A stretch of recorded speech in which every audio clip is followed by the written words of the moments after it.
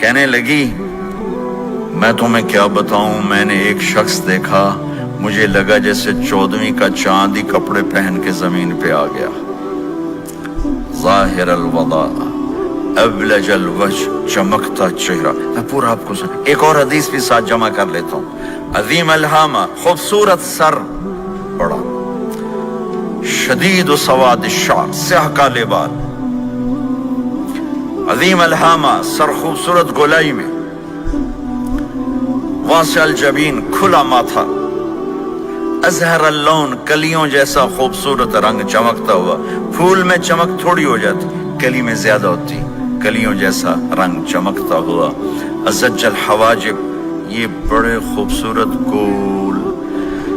تو میرے نبی کی اللہ نے ایسے خود بنا دی، ایسے پورے چلتی ہوئی یہاں تک آتی تھی۔ من غیر قرن، یہاں بال نہیں تھے، یہاں غیر قرن، یہاں بال نہیں تھے۔ بینہما عرق یدرہ الغضب، یہاں ایک وین تھی، وین، جب آپ کو غصہ آتا تھا تو آپ غصے کو برداشت کرتے تھے، نکالتے نہیں تھے، برداشت کرتے تھے، تو وہ یہاں ایسے ایسے ایسے ایسے ایسے ایسے حرکت کرنا شروع کر دیتی تھی، تو اس سے پتہ چلتا تھا کہ اللہ کے نبی غصے میں بیٹھے ہوئے ہیں۔ فی عینیہ دعج، آنکھ بڑی خوبصورت، موٹی، سیاہ، اشکل، لمبی، اہدب، یہ بال بڑے لمبے، اکحل، بغیر سرمہ کے سرمہ لگا ہوا، انجل، ابرج، اہدب، احوج، ادعج، اکحل، یہ سب نام میرے نبی کی آنکھوں کے ہیں کہ اللہ نے ایسی خوبصورت آنکھ کائنات میں اور کسی کو نہیں تھی۔ حسین آنکھ تھی، اس میں باریک سرخ دھاریاں تھیں، اور سیاہی سیاہ تھی، سفیدی سفید تھی۔ جب آپ آنکھ اٹھا کے کسی کو دیکھتے تھے، کوئی آپ کی آنکھوں میں آنکھیں نہیں ڈال سکتا، سب ایسے ہو جاتے تھے۔ اس لیے میرے نبی یوں نہیں دیکھتے تھے، لوگ ایسے دیکھتے تھے، جل نظرہ الملاحظہ، ایسے جب کبھی آنکھ اٹھتی تھی پھر سب آپ کے سامنے یوں ہو جاتے تھے، کوئی آپ کے چہرے پہ نظر نہیں ڈال سکتا تھا۔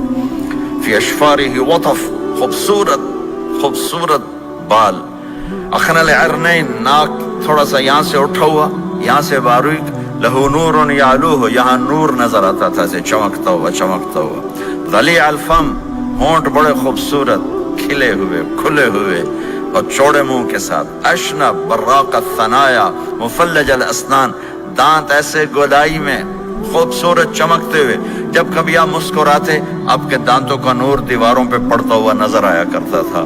ایسے حسین دانت تھے ہمارے نبی کے کہ دانتوں سے نور نکل کے دیواروں پہ پڑتا ہوا نظر آتا تھا۔ یہ 4 دانتوں میں تھوڑا فاصلہ تھا، باریک سا فاصلہ تھا، اس میں سے ایسے روشنیاں نکلتی تھیں آپ کے مسکراہٹ کے دوران۔ سہل الخدین، یہ گال آپ کے نہ ایسے نیچے کہ کمزور ہوں، نہ ایسے ابھرے ہوئے کہ برے نظر آئیں۔ کف اللحیہ، داڑھی بڑی خوبصورت گھنی، نیم گھنگریالے، اور داڑھی میں سر میں 14 سفید بال تھے، اور ایک روایت میں 20 سفید بال تھے۔ اور کأن عنقہ جید دمیہ، اور آپ کی یہ گردن مبارک سراہی کی طرح لمبی اور خوبصورت گولائی میں، جیسے کسی نے گھڑ کے آپ کی گردن کو بنایا ہوا ہو۔ اور آواز میں جادو، فی صوتہ سحل، آواز میں جادو، آواز میں کشش، آواز میں گرفت۔